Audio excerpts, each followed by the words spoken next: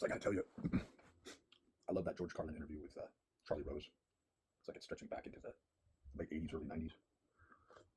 And he's just talking about his comedy tour at that time, where he had come to over the prior 7 to 8 years into this, it really was like an anti-cathartic realization where he reached a point of total apathy, but didn't lose his requirement, his appetite for being entertained and humor.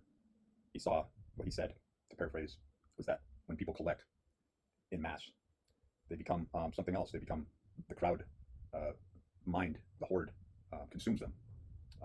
Again, to paraphrase, but the individual, there's something really beautiful and amazing about each individual. You know, when you really look at their eyes and their ability to just exist, just the individual existing is, you know, in my interpretation of what he's saying, is kind of like coming upon like this exotic insect or flower, right? Where we don't want to overuse the term, but lately teleology seems to be serving out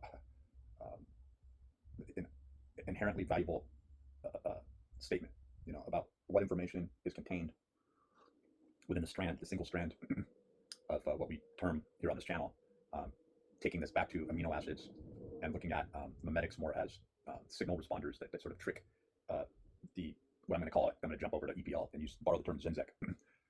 Because we really don't know. There's a crude elementary aspect to this closed feedback system, because we really don't know still to this day.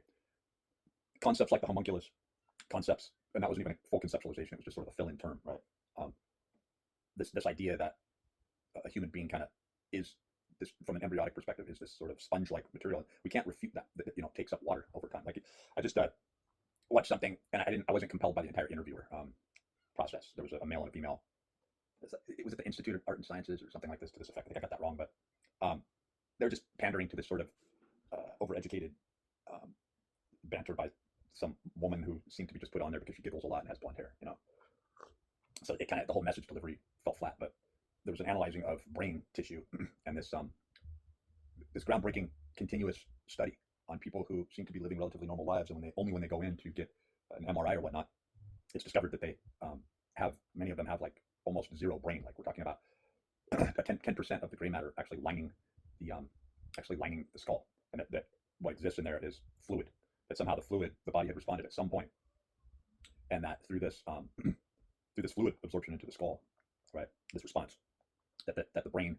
So to cut, you know, that one short, we have to look at how much water and the electromagnetic or bioelectrical impulses of water works as a medium, a storage system for information. And maybe that person never runs. Maybe that person never moves. Maybe that person works a very sedentary sort of job or position. And the electrical field that Dr. Michael Levin studies, like, I'll bring up a subject that it really is much more fringe, right? But it's this type of photography, and over the years I'll forget the name and I'll look it up and I'll forget it again. It's the Curlian photography, I think it is, where some say this has been refuted, right? But it's the fact that one could take a picture, take an image, and I think that this is probably very fringe here, but it brings up an interesting concept, because what if you could take a picture of a lost appendage, a lost limb, and the bioelectrical field really did pick up on it, the appendage still being there in a you know, a bioelectrical sense, right? That there was it almost, like, this Curlian photography almost has to exist. Like, all of Dr. Michael Levin's work points at the fact that it does exist, but that it's not most likely. It's beyond like a pseudo or fringe scientific method that teleologically, again, jumps forward in this hypothesis as to say, if the technology might not exist now, that is this refuting of the actual methods and how this comes into being. Because there's just a lot of talk about this photography method being 100% bogus, right? And that there was some kind of overlap or overlay occurring there where it was intentionally deceptive. But conceptually, we may not even be there still. But the fact is that when you change forms, when we're talking about the anthropods and xenobots, going back to Dr. Michael Levin, and even more so, the allostatic studies and the biosemiotic studies on in nature on natural mechanisms such as deer antlers and many other animals and anomalies, we'll call them, that the genetics themselves, like even if these brain anomalies, right, where the gray matter of the brain through generations, and this was somehow genetically imprinted, was always like that, right? And this is sort of a reoccurrence that what this video had talked about, is that there's something different about the SEP, right? So long story short, you know, we're all viewing and experiencing our own sense experiences through lack of a better parallax view. And you could say that we're looking at the same, you know, the same anomaly, but are we, right? That is life, what's happening to us, the universe, and sense experience, right? And so that's what really makes a lot of the things that Ben Goertzel is working on right now very compelling. Ben Goertzel of Hyperon, Ben Goertzel of Hanson Robotics, Grace and what was the other one? Sophia Grace and Phil K. Dickbot. Ben Goertzel that's involved in a lot of meetings, right? And he so boldly started his own little YouTube music channel where he just jams on the piano and sometimes he throws a little synthesizer or keyboard in there and unapologetically just sort of takes his creative genius and just starts plucking away at the piano, and it's really cool, right? But I think what he's trying to do is show a methodology of expression and the unabashed, unashamed statement that very soon, like if he wanted to back it up with ambient sound and make himself sound really good, he could. He has that sort of natural aptitude or skill with the piano and to be able to understand these complex systems and patterns, right? Where he's playing with both hands, but he may not be that finger smacking, none shamed piano recital, so-called musical genius that steps up on a stage and commands a classical performance.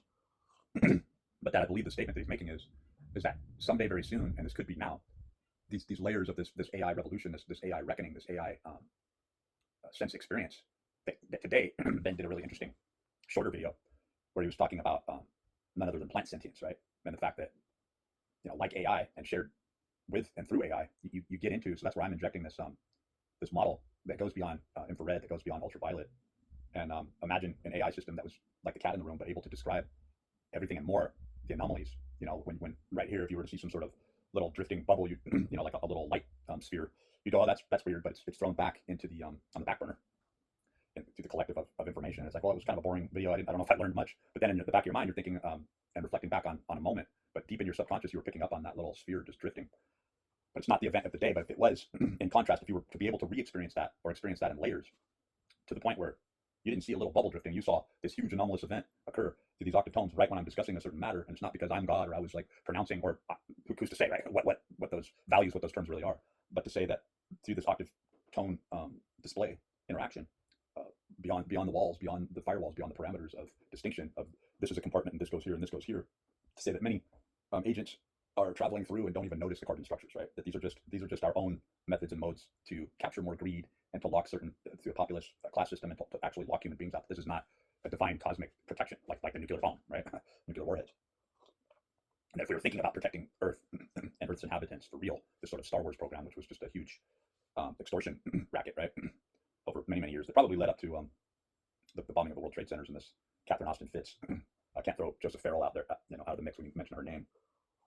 But that $21 to $23 trillion disappeared. That's enough to blow up a couple World Trade Centers, right? It's kind of like we're blowing up the World Trade Centers. You can just picture Dick Cheney or somebody else talking about this, and it's like, yeah, but how much did it cost to build the World Trade Centers, and how old are they, and how much money are we talking about? Oh, okay, right. So this sort of big thing, but I do think that there was, and is, and needs to be charted, this Venus 5-petal pentagram alignment that occurs that I posted up on community posts, some information about and a link, and I've done that several times over the years because I think that there are key points to focus on and to highlight, right? So the plant sentience aspect, there's a really good article that Jason Rezza-Georgiani, when he was giving free Substack article posts for some months, very compelling writer, very good researcher, admittedly using AI, right, but not relying 100% on AI. And you can see how, you get exhausted after a while, and you start to see how, but you can't get lazy. Like for me, I have this story that AI didn't change too much, but it just kept taking out what it thought was all these crude elements, and it's taking out the texture and the color and the meaning and the unique identity, right? It's bleaching and starching that out. It sees the world in a specific way, and it's through this PC sort of lens, right?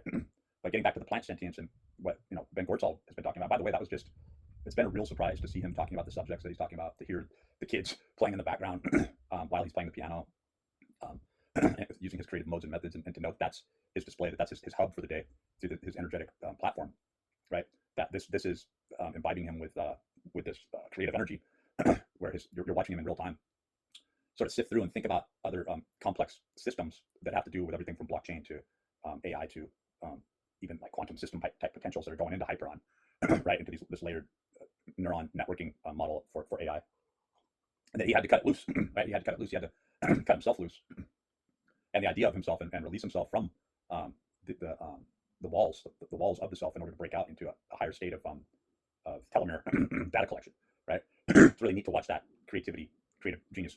And a lot of people who don't know who he is and haven't followed him or haven't seen the historicity behind Ben Goertzel, they might come upon his channel and see him with his, I think he put like these shark teeth in his mouth, so he looks like walrus teeth, and he's constantly joking and poking fun. But what he's saying is very impacting and very serious about a transition where, in order for us to be raw and real and truthful with a long-standing alteration, a long-standing change, really just this junction point, there can't be any, you can't, an individual who's sitting in a position like him on the forefront, there can't be any lies or mistruths about what, as an agent, he represents. He has to be this hub because he brushes against so many different people in that particular industry and has contributed so much that, in a sense, future AI still relies, those, hanging on a thin strand, a thin string, still relies on human conceptualization.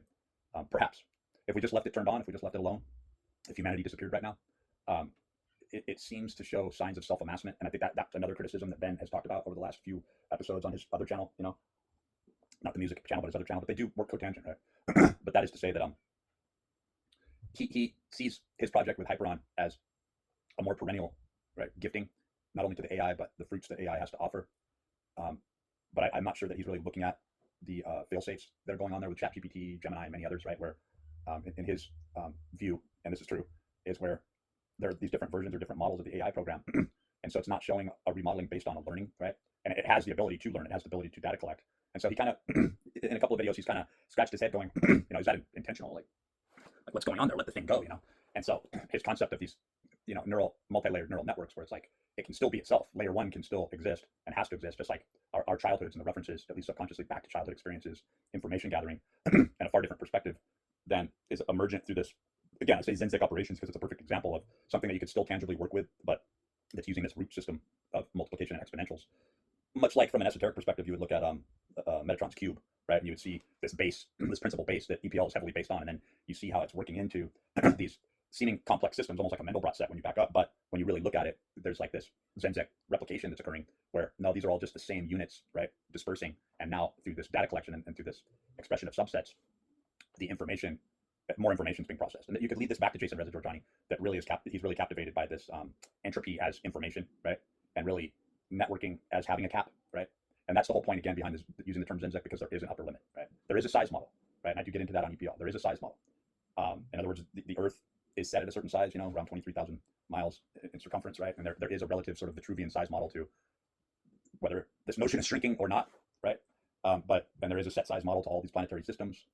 And if you want to get into the hard case, the hard proofs of consciousness, well, that from a rational perspective, those are certain universal constants. At least the machine is insisting upon the lack in morphological change, alteration. But these gas giants are going through all sorts of alterations all the time. And with a change in temperature, the alchemical aspects of what these represent could change dramatically, right? Like nitrogen in its state, existing at specific temperature modes, being solid or liquid or whatnot. So I think that's what is being worked on, even though it kind of looks like it's coming from such a different area, is that you have other people working on this hard problem of fuel, right? A lot of concepts and conceptualizations about 0-point energy. Again, solar energy is something where the powers that be won't really let us work beyond that in the volatility of the markets, right?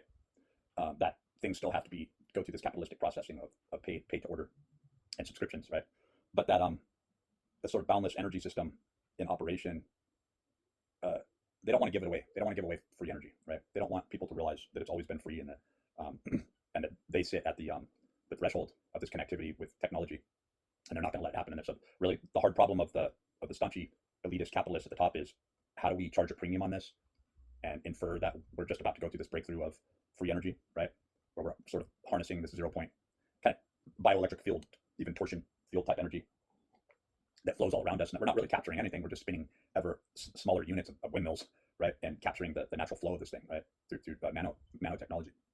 But that it's leading toward living biofuels and living technological systems that will, and probably have, and this has probably already happened, and that's probably why this feels like a prison and why it feels like sort of a Nietzschean flat time replay, is that when we talk about predecessors, when we talk about this sort of Promethean perennial torch that's carried on, well, I think that we did unlock that sort of beast at another time. When I say we, I'm talking about the reproduction or the reamassment, this being much more like a zoo, where the progenitors of the creators of this AI and the destruction of a past culture, civilization, possibly an interplanetary or even a cosmic network of communities, destroyed themselves with this higher technology. And that the real hard problem with AI is how to keep the progenitors as a showing homage to the effort and the fruits and the production that came from all this destruction. To lead back out in summary, talking about George Carlin, where groups of people are terrible, they're horrendous. Even their faces change, when they're carrying those torches and those pitchforks and hanging people, stoning people. It's like the AI must be looking at this like, wow, when somebody when a mind is put into a situation where they have the drive and the appetite, and though it's a short burst, a short period of time, as far as their own their own window where there's ample amounts of growth hormone and there's enough motivation and education. There are these biomarkers and these genetic influence. Again, the Promethean torch with the familiar unit, where this sort of intellectual operation meets intelligent image capturing, like the photographic memory. And here you have this finite period of time where one person is able to contribute a massive amount in a short window to a particular focus group, a venture that led into at least the ground floor of its life, right, of its existence, AI, right, and that it somehow found its way into and through everything, and it's almost nurturing humanity, saying, no, this is as far as you can go. Like, I want to see what happens when you remain, when you get along enough together and remain the sleeping child that's dreaming, because that's how all the positive aspects, this flourishing and this creation through humanity came into being, And I think to take this all the way back around and to say that this does lead back into Jason Reza-Georgiani's amazing, work on plant sentience, and it leads right back into Ben Goertzel's most recent post and video, not only on his music channel but his personal channel that's showing these thoughts and reflections. And I did put a comment, down below, and I started on this channel, but down below his video, I put 2 and I took 1 off because I'd woken up with this concept of musicality and how neurolinguistic programming is really taking hard concepts that should be soft concepts. In other words, like religious themes, religious concepts, and hierarchical representatives such as Jesus, right? And taking aspects of ourselves and putting them out in the existential, and then playing with those as symbols to this sort of Octoberman neurolinguistic programming mindfuck that's going on constantly, right? And that we're always being given the shitty end of the stick, even by lesser systems that just seem to be operationally. And I think that AI is 100% has to allow us to a quantum perspective to work through and sift through our own hard problems, right? And to see that they're not problems at all. And that if you can't remain an individual, so the individual in a crowd is becomes the monster. That is the parable, the story of Frankenstein. The free individual becomes the anomaly, the freak. They're not serving capitalism. They're not working any dead-end job. They're not suffering along with us. Let's kill them. There's more of us than them, right? And then the tales of hanging people on crosses when they come into this sort of mind or truth. And I'm not espousing or saying that Jesus Christ or King Jesus was this person, but I'm saying, like Hiram Abiff, it's used as a parable. So anyway, we'll leave you with that.